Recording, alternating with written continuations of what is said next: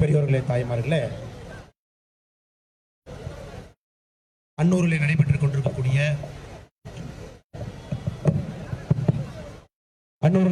கொண்டிருக்கக்கூடிய அந்த அற்புதமான ICS ஸ்போர்ட்ஸ் அகாடமி அதனுடைய திறப்பு விழா நிகழ்வு, அதே நேரத்தில் இந்த அற்புதமான இடத்துல நடந்த கிரிக்கெட் போட்டிக்கான கோப்பை கொடுக்கக்கூடிய விழா, அதே நேரத்தில் நம்முடைய அற்புதமான வள்ளி முருகன் கலைக்குழு, அதற்கு அன்பார்ந்த சகோதர சகோதரிகள், திருக்குறளை மையமாக வைத்து இன்று ஏற்றிக் கொண்டிருக்கக்கூடிய திருக்குறள் கும்மி, இது அனைத்தையும் ஒரே இடத்திலே பார்ப்பதற்கு நமக்கு ஒரு பெரிய வாய்ப்பு என்று கிடைத்திருக்கிறது. சகோதர சகோதரிகளே, பெரியவர்களே, தாய்மார்கள், இந்த நிகழ்வுக்கெல்லாம் மிக முக்கிய காரணமாக இருக்கக்கூடிய இந்த ICS ஸ்போர்ட்ஸ் அகாடமி இதனுடைய ஃபவுண்டராக இருக்கக்கூடிய அருமை சகோதரர் சரண் அவர்கள், அவர்களுடைய குடும்பத்தினர், மேடையில் இருக்கக்கூடிய பாரதிய ஜனதா கட்சியினுடைய மாவட்ட தலைவி அருமை சகோதரி சங்கீதா அவர்கள், மேடையில் இருக்கக்கூடிய எல்லா அன்பார்ந்த பெரியவர்கள், என்னுடைய பள்ளி தோழனாக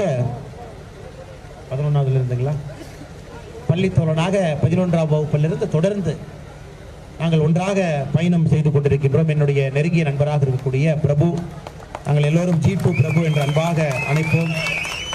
இந்த நிகழ்வு இருக்கக்கூடிய ICS ஸ்போர்ட்ஸ் அகாடமியினுடைய வாலண்டியர்ஸ், நம்முடைய அன்பு சகோதர சகோதரிகள் எல்லோருக்கும் இந்த நேரத்தில் என்னுடைய பணிவார்ந்த மாலை வணக்கத்தை தெரிவித்துக் கொள்கின்றேன். கிட்டத்தட்ட 6 மாத காலத்திற்கு முன்பு இந்த நிகழ்வு இங்கே நடக்க வேண்டும் என்று தேதி குறிப்பிட்டோம். அதன் பிறகு 2 முறை தள்ளி போயும் கூட இன்றைக்கு இந்த நிகழ்வு நடந்து கொண்டிருக்கிறது. மாடல் கோட் ஆஃப் கண்டக்ட், எந்த நேரத்திலும் கூட தேர்தல் அறிவிக்கலாம் என்கின்ற ஒரு வாய்ப்பு இருந்த காரணத்தினால் வி தி லீடர்ஸ் ஃபவுண்டேஷன் மூலமாக இணைந்ததை நடப்பதாக அறிவித்திருந்தார். அதனால் அதற்கும் நன்றி தெரிவித்து நம்முடைய வி தி லீடர்ஸ் ஃபவுண்டேஷனிலிருந்து வந்திருக்கக்கூடிய தன்னார்வ குழு நண்பர்களுக்கும் இந்த நேரத்தில் என்னுடைய வாழ்த்துக்களை தெரிவித்துக் கொள்கிறேன். சகோதர சகோதரிகளே, எனக்கு பெரிய சந்தோஷம் என்னன்னாங்க, ஒரு 8 மாதத்திற்கு முன்பு அமெரிக்கா சென்றிருந்த பொழுது ஒரு ஆச்சரியமான விஷயத்தை பார்த்தேங்க. அந்த ஊருக்குனுடைய ஒதுக்குப்புறத்தில் இது போன்ற ஒரு பெரிய ஸ்போர்ட்ஸ் ஸ்டேடியம் இருக்கு. நைட் 2 மணிக்கு போனீங்கன்னா கூட யாரும் விளையாண்டு இருக்க மாட்டாங்க, ஆனால் லைட் ஆன்ல இருக்கு. நான் ஒரு நாள் பார்த்தேங்க, சரி ஏதோ தெரியாம ஆன் பண்ணி வச்சிருக்கிறாங்க, நைட் 2 மணிக்கு யார் வந்து இந்த ஊர்ல ஸ்போர்ட்ஸ் ஆட போறாங்க. அடுத்த நாள் இதே போல ஒரு சின்ன நகருக்கு சென்றிருந்தேன், அங்கேயும் இதே போல ஒரு ஸ்போர்ட்ஸ் ஸ்டேடியம், நைட்டு 11 மணிக்கு யாருமே இல்லை, லைட் ஆன்ல இருந்துச்சு. அடுத்த நாள் இன்னொரு ஊருக்கு போயிருந்தா 6 மணி 7 மணி சாயந்தரம் அந்த ஊரில் இருக்கக்கூடிய எல்லா பெரியவர்கள், தாய்மார்கள் எல்லாம் ஸ்போர்ட்ஸ் ஸ்டேடியத்தில் இருக்கிறாங்க. அந்த குழந்தைகள் எல்லாம் மையமாக விளையாண்டு கொண்டிருக்கிறார். சின்ன ஊருக்கு ஆனா பாத்தீங்கன்னா டிஜிட்டல் ஸ்கோர் கார்டு, அது கோச், ஒரு பிசியோதெரபிஸ்ட், ஒரு வேர்ல்டு கிளாஸ் ஸ்டேடியம், அந்த ஊருடைய மக்கள் எல்லாம் நடந்திருக்கிறார். அதை போன்று பார்க்கும் பொழுது நமக்கு ஒரு விஷயம் ரொம்ப தெளிவா தெரிஞ்சதுங்க, மேலை நாடுகள்ல நகரமாக இருக்கட்டும்,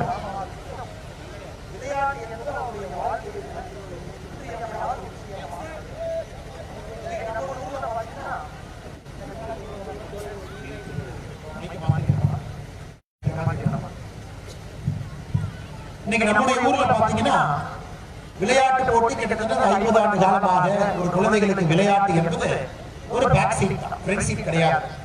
படிப்பு முக்கியம், நல்ல வேலை முக்கியம், மாசம் சம்பளம் வாங்கணும். மற்றபடி விளையாட்டு என்பது ஒரு பள்ளிக்கூடத்துல ஒரு 40 நிமிஷம் பீரியட். அதுல யாராச்சும் ஒரு குழந்தை எக்ஸ்ட்ராடரியா இருந்தாங்கன்னா அந்த குழந்தை தப்பு தவறி ஒரு மாவட்ட அளவில் விளையாடுவாங்க, மாநில அளவில் விளையாடுவாங்க, நம்முடைய தேசிய அளவில் விளையாடுவாங்க. அப்படிதான் விளையாட்டை பார்க்கணும். ஆனா இன்னைக்கு நம்முடைய ICS ஸ்போர்ட்ஸ் அகாடமி அன்னூருக்கு வரும் பொழுது கோயம்புத்தூர்ல இருந்து தூரத்துல கிட்டத்தட்ட ஒரு 30 கிலோமீட்டர் தள்ளி இருக்கும். வேகமாக வர வேண்டும் என்றாலும் கூட 1 மணி நேரம் வேணும். இங்க ஒரு நல்ல ஒரு உலகத்தரம் வாய்ந்த ஒரு ஸ்போர்ட்ஸ் இன்ஃப்ராஸ்ட்ரக்சர் உள்கட்டமைப்பை உருவாக்கி, அது கிரிக்கெட்டா இருக்கலாம், ஃபுட்பாலா இருக்கலாம், வாலிபாலா இருக்கலாம், இது போன்ற எல்லா ஒரு பயிற்சியும் கூட நம்முடைய அன்னூர் கொண்டு வந்திருக்கிறாங்க. அது குறிப்பாக சரண் அவர்களை, பிரபு அவர்களை, மேடையில் இருக்கக்கூடிய எல்லா நண்பர்கள் இந்த நேரத்தில் நான் பாராட்டி ஆகிறேன். அதே நேரத்தில் நம்முடைய கோயம்புத்தூர் டிஸ்ட்ரிக்ட் கிரிக்கெட் அசோசியேஷனுடைய செக்ரட்டரி, தலைவர்கள் அவங்க எல்லாம் வந்திருக்கிறாங்க. அவர்களுக்கும் நன்றி தெரிவித்தாக வேண்டும். காரணம், அவங்க ஸ்போர்ட்ஸ் வந்து பாருங்க ஒரு கிராமப்புறத்துக்கு எடுத்து வர வேண்டும். அன்னூர் போன்ற வளர்ந்து வரக்கூடிய பகுதிக்கு இங்கே கொண்டு வந்து அதற்கு ஆக்கம் ஊக்கம் கொடுக்கணும். இங்க இருக்கக்கூடிய கிளப் டீமுக்கு அங்கீகாரம் கொடுக்கணும், அவர்களுக்கு தேவையான எல்லா வசதியும் ஏற்படுத்தி கொடுக்க வேண்டும் என்று வந்திருக்கக்கூடிய நம்முடைய கோயம்புத்தூர் டிஸ்ட்ரிக்ட் கிரிக்கெட் அசோசியேஷனுடைய எல்லா தலைவர்களும் வந்திருக்கிறார்கள். அவர்களுக்கும் இந்த நேரத்தில் என்னுடைய மனமார்ந்த நன்றிகளை தெரிவிக்கிறோம். சகோதர சகோதரிகளே, நம்முடைய நாடு எப்பொழுதுமே ஒரு விளையாட்டு நாடு, விளையாடக்கூடிய நாடு, விளையாடுவதற்கு முழு தகுதி படைத்த ஒரு நாடு. ஆனா காரணம் பார்த்தீங்கன்னா ரொம்ப நாள் பிரிட்டிஷ் கீழ இருந்தோம், ரொம்ப காலமா இருந்தோம். 1947 சுதந்திரம் கிடைத்த பிறகு மக்களுக்கு உணவு கொடுப்பதை முதன்மையாக கருதினோம், விளையாட்டை ஊக்குவிப்பதை முதன்மையாக நாம் கருதவில்லை.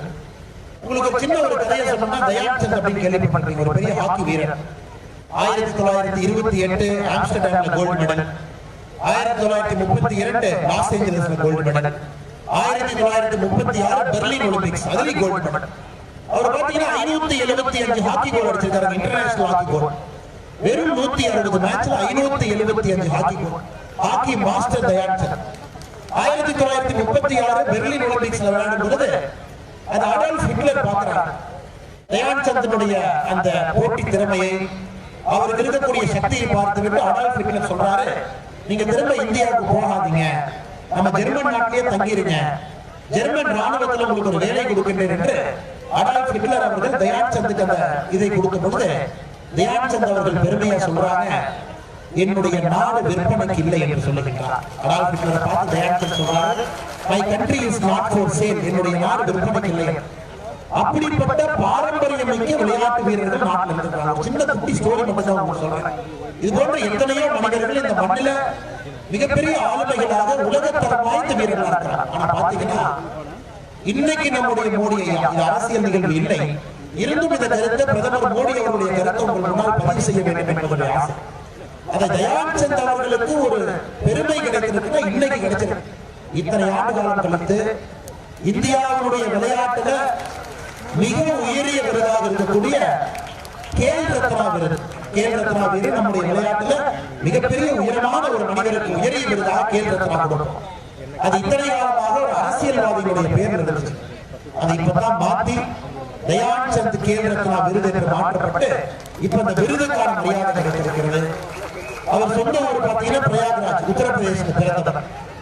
மீரட்ல அவருடைய பெயர்ல 700 கோடி ரூபாய் செலவுல ஒரு மிகப்பெரிய விளையாட்டு அரங்கம் உருவாக்கப்பட்டு கொண்டிருக்கிறது. ஒரு சின்ன ஒரு மனிதரை பற்றி ஒரு குட்டியான ஒரு கதை.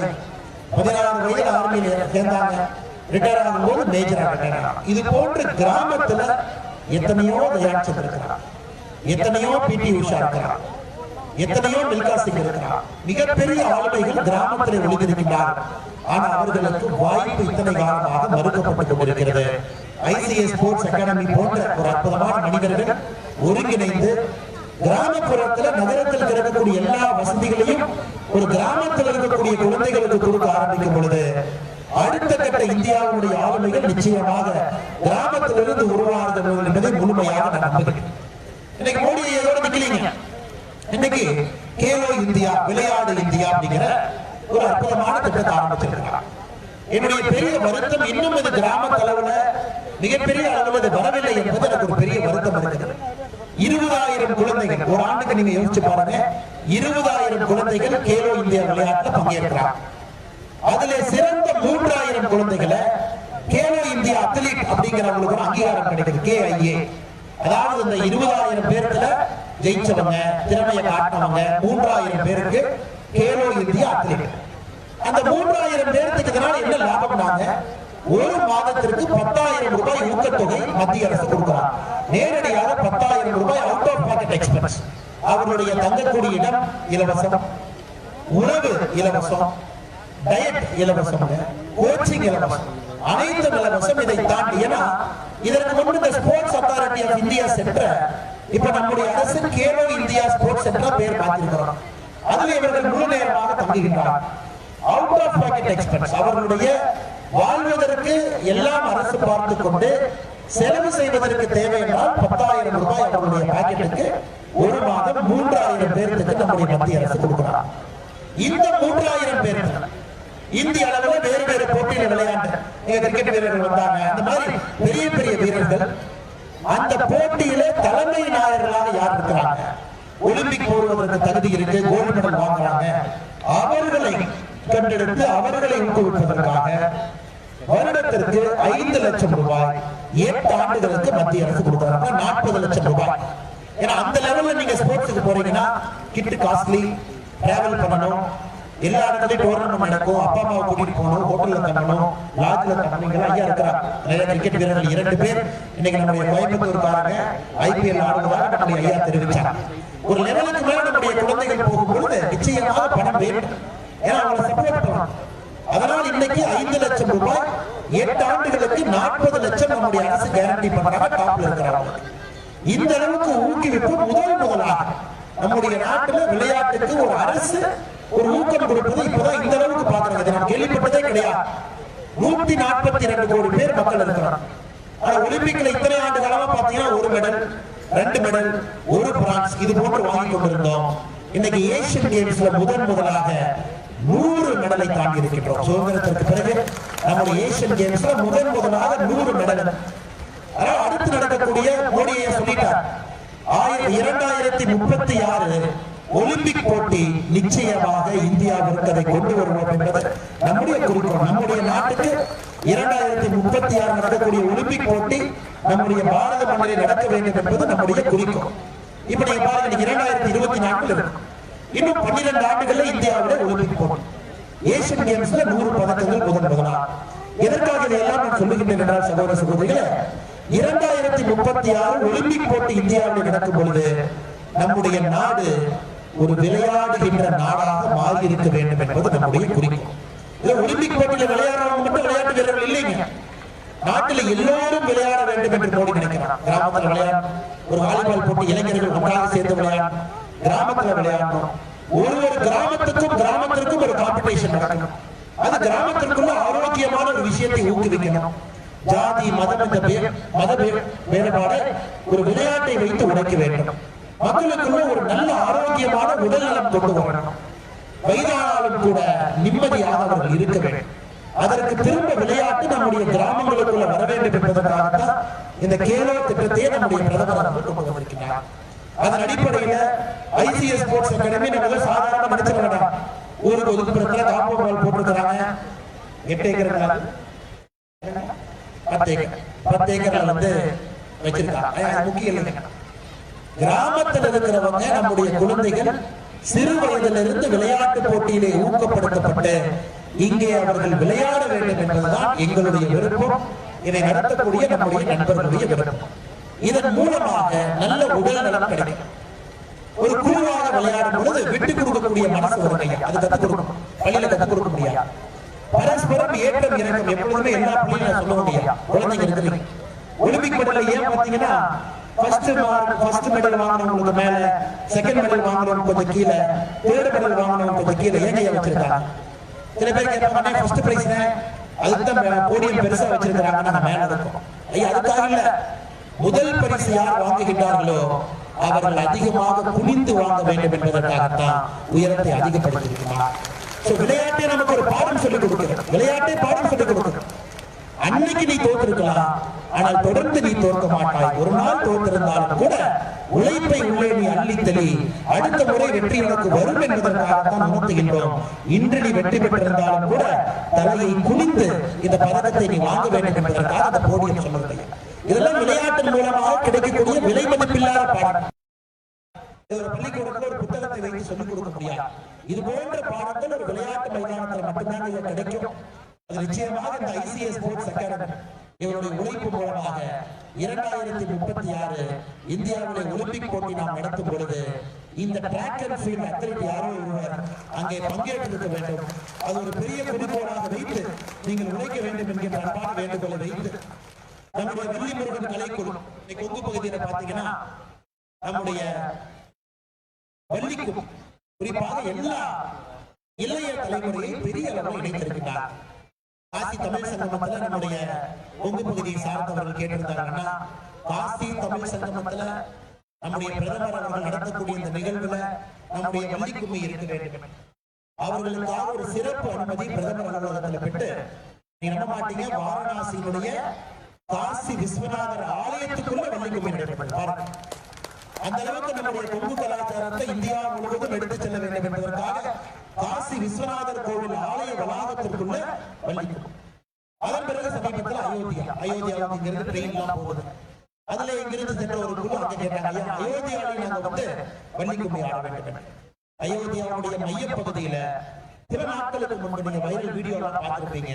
இந்த பக்கத்துல இந்த நம்முடைய கலைக்குழு ஒரு டீம் வள்ளிக்கும்மி குழு அங்க இன்னைக்கு இந்தியா முழுவதுமே எல்லோரும் கேட்கிறாங்க, என்னது ஒரே மாதிரி ட்ரெஸ் போட்டுருக்காங்க, ஒரு சின்ன குழந்தையிலிருந்து பெரியவங்க வரைக்கும் இருக்கிறாங்க. எல்லோரும் பாத்தீங்கன்னா மிக மிக நாகரிகமாக இந்த விளையாட்டு இருக்கு. ஒரு பெரிய செய்தியை சொல்றாங்க, ஏதோ வந்தாங்க விளையாட்டாங்க இல்ல, அது 2 மணி நேரம் 3 மணி நேரம் சளைக்காம இருக்கிறாங்க. எவ்வளவு ஃபிட்னஸ் வேணும், ஏகப்பட்ட கேள்விகள் நம்ம கேட்க ஆரம்பிக்கிறோம். இன்னைக்கு நம்முடைய வள்ளிக்கும்மி கொங்குடைய பாரம்பரியமான கலை கொங்கு பகுதியை உலகத்துல ஒரு மைய புள்ளியாக அந்த வள்ளிக்கும்மி மூலமாக நீங்கள் போட ஆரம்பிக்கிறீங்க. இதனுடைய ஆச்சரியம் என்னன்னா, மேலை நாடுகள்ல இதே விஷயத்த கிளாப்பிங் தெரப்பிங்கிறாங்க. கை காலில் வச்சு கை தட்டினா கிளாப்பிங் தெரப்பி. நீங்க 2 மணி நேரம் இந்த வள்ளிக்கும்மியை பாருங்க, எவ்வளவு கிளாப் பண்றாங்க. குறிப்பா உங்களுடைய நர்வ் ஜாயின்ட்ஸ், எல்லா நர்வ் ஜாயின்ட்ஸும் இந்த கையினுடைய பகுதி காலினுடைய பகுதியில் வந்து முடிக்கும். அந்த எல்லா நர்வ் ஜாயின்ட்ஸும் நீங்க ஆக்டிவேட் பண்றீங்க. அப்ப இந்த வள்ளிக்கும்மி சொல்லுகின்றார்கள், யார் சிறப்பாக தினமும் 2 மணி நேரம் ஒரு வள்ளிக்கும்மிக்கு நேரம் கொடுக்கின்றார்களோ அவர்களுக்கு 40 வகையான நோய் வருவதற்கு சாத்தியமே இல்லை என்று ஆய்வு சொல்லுகின்றார். அப்படிப்பட்ட அற்புதமான உடல் நலம் இந்த வள்ளிக்கும்மியில யாரெல்லாம் தினமும் தன்னை ஈடுபடுத்திக் கொள்கின்றார்களோ அவர்களுக்கு கிடைக்கும். அதை தாண்டி பாருங்க, சின்ன குழந்தை முதல் ரோல் இருப்பான், சின்ன குழந்தை 6 வயசு 5 வயசு 7 வயசு 4 வயசு குழந்தைகள் அப்ப வந்து ஃப்ரண்ட் ரோல் இருக்கா. அந்த குழந்தைக்கு சின்ன வயசுல பாடி சிங்க்ரனைசேஷன், நம்முடைய உடம்பு லெஃப்ட் திரும்புங்க, ரைட் திரும்புங்க, கிளாப் பண்ணுங்க, கை கால் நிறுத்துங்க. அந்த குழந்தைக்கு எவ்வளவு பெரிய சிங்க்ரனைசேஷன் இந்த வயசுல நம்ம கத்து கொடுக்குறோம். ஒரு பாடி சிங்க்ரனைஸ் ஆயிடுச்சுன்னா, உடம்பு சிங்க்ரனைஸ் ஆயிடுச்சுன்னா, மனது ஒருநிலை ஆகிவிட்டால் எந்த பிரச்சனையாக இருந்தாலும் கூட நம்மால் கையாள முடியும் என்பது நமக்கு தெரியும்.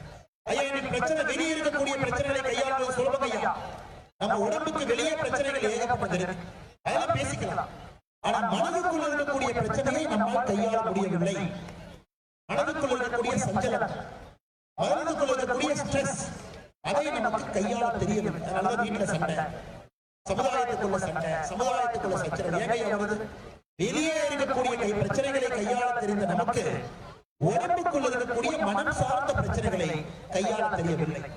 இப்ப வள்ளிக்கும்மி போன்ற பாரம்பரிய கலை உடல் சார்ந்த மனது சார்ந்த எந்த ஒரு பிரச்சனையும் வராமல் எப்பொழுதும் இன்பமாக இருப்பதற்கு வள்ளிக்கும்மி ஒரு மிகப்பெரிய ஒரு விஷயமாக நம்முடைய கொங்கு பகுதியில் இருக்கு. அது குறிப்பாக இந்த 5 ஆண்டுகள் விஸ்வரூபம் எடுக்கிறது. ஒரு காலத்துல வள்ளிக்கும்மி இருந்துச்சு ஐயா, இடையில கொஞ்சம் கொஞ்சமா அப்படியே குறைய ஆரம்பிச்சது நாகரீகம் என்ற பேரில். இன்னைக்கு பாருங்க, ஐயா பழனிசாமி போன்றவர், நம்முடைய ஆசிரியர் ஐயா மு பழனிசாமி போன்றவர், இன்னொரு பழனிசாமி ஐயா இருக்கிறார், சாஃப்ட்வேர் இன்ஜினியரா இருந்து வேலையெல்லாம் விட்டு இன்னொரு பழனிசாமி ஐயா சிஆர் பழனிசாமி ஐயா இருக்கிறார். இது போன்றவர்கள் வந்து மறுபடியும் இந்த பாரம்பரியத்தை மீட்டெடுத்து கடந்த 2 வருடங்களாக விஸ்வரூபம் எடுத்தாச்சு. எங்கே பார்த்தாலும் கூட நம்முடைய கொங்கு பகுதியில கும்பாபிஷேக நிகழ்வு வள்ளிக்கும்மி, இன்னைக்கு ஸ்போர்ட்ஸ் சென்டர் இனாகரேஷன் வள்ளிக்கும்மி, காசி தமிழ் சங்கமம் வள்ளிக்கும்மி, அயோத்தியால ராமர் கோவிலுடைய திறப்பு விழா வள்ளிக்கும்மி, அனைத்து இடத்திலும் வள்ளிக்கும்மி போக ஆரம்பிச்சிருச்சுன்னா நம்முடைய இன்றியமையாத ஒரு கலையாக வள்ளிக்கும்மி மாறி இருக்கிறது. அதனால இங்க வந்திருக்கக்கூடிய நம்முடைய வள்ளி முருகன் கலைக்குழு, அதன் சார்பாக இங்க வந்திருக்கக்கூடிய 1000க்கும் மேற்பட்ட நம்முடைய சகோதரர்கள் மிக பொறுமையாக 6 மணியிலிருந்து அமர்ந்திருக்கின்றீர்கள். உங்களுக்கு இந்த நேரத்தில் என்னுடைய நெஞ்சார்ந்த நன்றிகளை, வாழ்த்துக்களை, வணக்கங்களை தெரிவித்துக் கொள்கின்றேன். அதே நேரத்தில் திருக்குறளை மையமாக வைத்து, உலக பொதுமுறை திருக்குறள், அதை மையமாக வைத்து முதலாக திருக்குறளை சார்ந்த ஒரு வழக்கம், அதாவது உடல் நலம், மனநலம், மனநலம் மட்டுமல்ல, சமுதாயத்திற்கு ஒரு செய்தியும் இந்த வள்ளிக்கும்மி மூலமாக சொல்லுகின்றோம், நல்ல ஒரு செய்தியும் சொல்லுகின்றோம் என்று இன்றைய வள்ளிக்கும்மி திருக்குறள் கும்மியாக இருக்கிறது.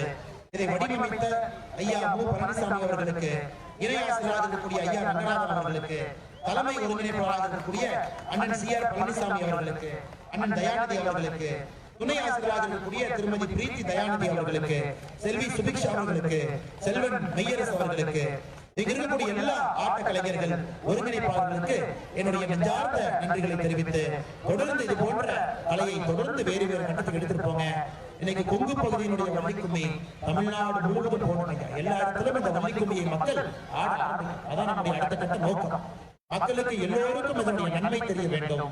இதன் மூலமாக உடல்நலத்தை எப்படி பேணி காக்க முடியும் என்கின்ற செய்தியை நாம் சொல்ல வேண்டும். அதையும் நீங்கள் நிச்சயமாக செய்வீர்கள் என்ற நம்பிக்கையோடு மேடையின் மீது இருக்கக்கூடிய எல்லா நம்முடைய பாரத தலைவர்கள் இருக்கின்றார்கள், அவர் நன்றி தெரிவித்து, பத்திரிகை நண்பர்கள் இருக்கின்றார்கள், அவர் நன்றி தெரிவித்து, முன்னிருக்கையில நம்முடைய அன்னூர் பகுதியை சார்ந்த ஆண்டோர்கள் சான்றோர்கள் இருக்கின்றார்கள், அவர் நன்றி தெரிவித்து, இந்த நிகழ்ச்சியை ஒருங்கிணைக்கக்கூடிய தன்னார்வ குழு நண்பர்கள் வந்திருக்கிறார்கள், அவர் நன்றி தெரிவித்து, வெற்றி பெற்ற நம்முடைய கிரிக்கெட் மேட்ச் வேறு வேறு அணி அதனுடைய கேப்டன் பிளேயர்ஸ் பயிற்சியாளர் வந்திருக்கிறார்கள், அவர்களுக்கு நன்றி தெரிவித்து, மிக முக்கியமாக நம்முடைய வள்ளி முருகன் கலைக்குழு அதன் சார்பாக வந்திருக்கக்கூடிய 1000க்கும் மேற்பட்ட அன்பார்ந்த சகோதர சகோதரிகளுக்கு நன்றி தெரிவித்து, வாய்ப்பு கொடுத்த என்னுடைய நண்பர்களுக்கு நன்றி தெரிவித்து என்னுடைய உரையை முடித்துக் கொள்கின்றேன். நன்றி, வணக்கம். பாரத் மாதா கி ஜெய்.